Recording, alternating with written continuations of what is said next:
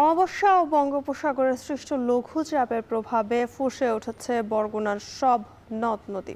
পায়রা, বিষখালী ও বলেশ্বর নদীর জোয়ারের পানি স্বাভাবিকের চেয়ে অন্তত ৩০ মিটার উপর দিয়ে প্রবাহিত হচ্ছে। এতে প্লাবিত হয়েছে নিচু ও চরাঞ্চল। সবচেয়ে বেশি দুর্ভোগে পড়েছেন বেড়িবাঁধের বাইরে থাকা বাসিন্দারা। এদিকে ফেরিঘাটের গ্যাংওয়ে তলিয়ে ব্যাহত হচ্ছে যান চলাচল। এই বিষয়ে আরও জানাতে বরগুনা থেকে যুক্ত হচ্ছেন সুজনা কোন। সুজন, আজকের আবহাওয়া পরিস্থিতি কি দেখছেন সেখানে, আর নিম্নাঞ্চলের পানি নেমেছে কিনা জানাবেন। জ্যোতিকা, নিম্নাঞ্চলের পানি কিন্তু এখন নেই, তবে কিছুক্ষণের মধ্যেই কিন্তু সেই নিম্নাঞ্চল কিন্তু প্লাবিত হবে এমনটাই কিন্তু জানিয়েছে স্থানীয়রা। অর্থাৎ জোয়ার কিন্তু ইতিমধ্যে শুরু হয়ে গিয়েছে এবং আমরা দেখতে পেয়েছি যে বরগুনার 3টি নদী, পায়রা, বিষখালী এবং বলেশ্বর, এই 3 নদীর পানি কিন্তু ফুঁসে উঠেছে। অর্থাৎ প্রায় বিপদ সীমার 30 সেন্টিমিটার উপরে কিন্তু প্রবাহিত হচ্ছে এই 3 নদীর পানি। এর ফলে কিন্তু 2 থেকে 3 ফুট পানি কিন্তু বৃদ্ধি পাওয়ায় নিম্নাঞ্চলগুলো কিন্তু প্লাবিত হয়েছে। বিশেষ করে বরগুনা সদরের নলটোনা কিংবা তালতলি বেশ কিছু এলাকা এবং পাথরঘাটার বেশ কিছু এলাকা, অর্থাৎ এই 3 স্পটে কিন্তু প্রচুর পরিমাণে ভাঙন কবলিত বেড়িবাঁধ রয়েছে।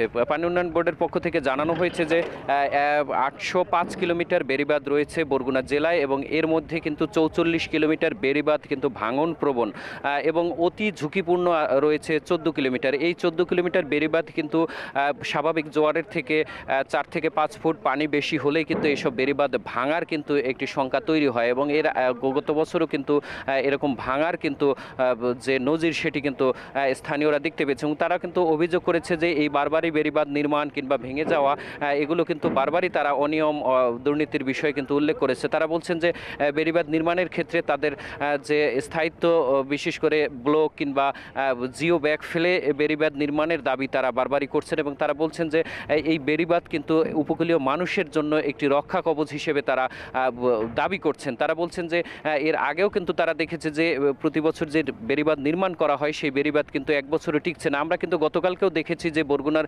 2টি ফেরিঘাট, অর্থাৎ পুরোঘাটা আমতলী ফেরিঘাট এবং বানসুটকি যে ফেরিঘাট, সেই ফেরিঘাটের গ্যাংওয়ে সড়কও কিন্তু তলিয়ে গিয়ে মানুষের বেশ দুর্ভোগের শিকার হয়েছে এবং আমরা দেখতে পেয়েছি ফুলজুরি এলাকায় কিন্তু বেড়িবাঁধের বাইরে যেসব মানুষ বসবাস করে তারা কিন্তু বেশ দুর্ভোগের মধ্যে পড়েছে এবং 2 থেকে 3 ফুট পানি বৃদ্ধি পেয়েছে। এতেই কিন্তু তাদের ঘরবাড়ির একেবারে দোরগোড়ায় কিন্তু পানি এসে পৌঁছেছে। অর্থাৎ আর 2 থেকে 2.5 ফিট পানি হলেই কিন্তু তাদের ঘরবাড়ির কিন্তু বিশেষ করে তাদের ঘরে থাকার মতো অবস্থা কিন্তু থাকবে না, এমনটি কিন্তু তারা বলছেন এবং তারা বলছেন যে বেড়িবাঁধের বাইরে যারা বসবাস করে তারা কিন্তু এই যে জোয়ারের চাপ কিংবা পানি বেশি বৃদ্ধি পাওয়ার পরে যদি কোনো ঝড় কিংবা বন্যার যদি আসে তাহলে কিন্তু তাদের ঘরবাড়ি টিকবে কিনা সেটি কিন্তু সেই আতঙ্ক নিয়ে কিন্তু তাদের দিন রাত পার করতে হচ্ছে এবং তারা বলছেন যে এই তাদের জন্য কিন্তু বারবারই কিন্তু বলা হয়েছে তারা যে বন্যার সময় যে সাইক্লোন শেল্টারে যারা অবস্থান নেয় সেই সাইক্লোন শেল্টারেও কিন্তু তাদের গাদাগাদি করে থাকতে হয়। পর্যাপ্ত সাইক্লোন শেল্টার কিন্তু বরগুনাতে নেই, তার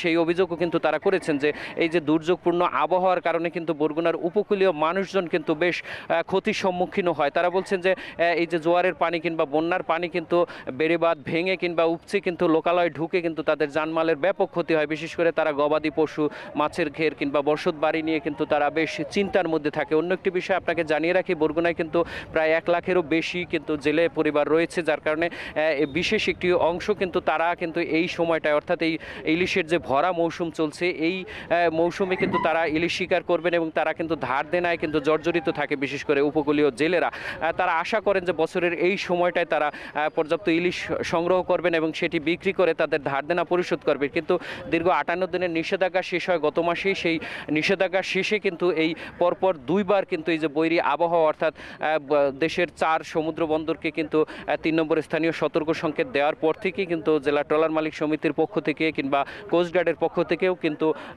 বলা হয়েছে যে সমুদ্রে যেসব জেলেরা অবস্থান করছে তাদের তীরে অর্থাৎ উপকূলে নিরাপদ আশ্রয় ফিরে আসার জন্য তারা কিন্তু মোবাইল ফোনের মাধ্যমে বলা হয়েছে এবং জেলা ট্রলার মালিক সমিতির যিনি সভাপতি রয়েছে গোলাম মোস্তফা চৌধুরী, তার সঙ্গে আমার কথা হয়েছে। তিনি যেমনটি জানিয়েছে যে বেশিরভাগ ট্রলারই কিন্তু ইতিমধ্যে তারা উপকূলে এসে নিরাপদ আশ্রয় তারা এসেছেন, এবং বেশ কিছু ট্রলার কিন্তু পাথরঘাটা এবং তালতলি কিংবা বরগুনা সদরের কিছু ট্রলার কিন্তু ইতিমধ্যে তারা সুন্দরবন সহ সাতক্ষীরা, বাগেরহাট এইসব অঞ্চলে কিন্তু তারা আশ্রয় নিয়েছে, এমনটাই কিন্তু জানিয়েছে জেলা ট্রলার মালিক সমিতির পক্ষ থেকে। এবং তা জেলেরা কিন্তু আরেকটি অভিযোগ করেছে যে এই বৈরী আবহাওয়ার মধ্যেও কিন্তু কিছু জেলেরা কিন্তু ধার দেনার চাপে কিন্তু তারা সমুদ্রে অবস্থান করে, অর্থাৎ মাছ শিকারে যায়।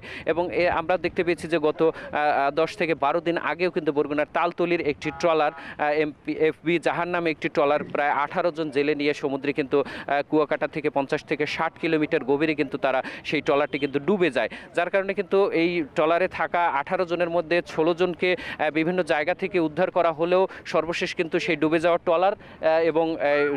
ট্রলার এবং একজনের মরদেহ কিন্তু উদ্ধার করা হয়েছে, এবং বাকি এখনও একজন জেলের কিন্তু লাশ উদ্ধার করা সম্ভব হয়নি। তো এই ছিল আমার কাছে বরগুনা থেকে সবশেষ।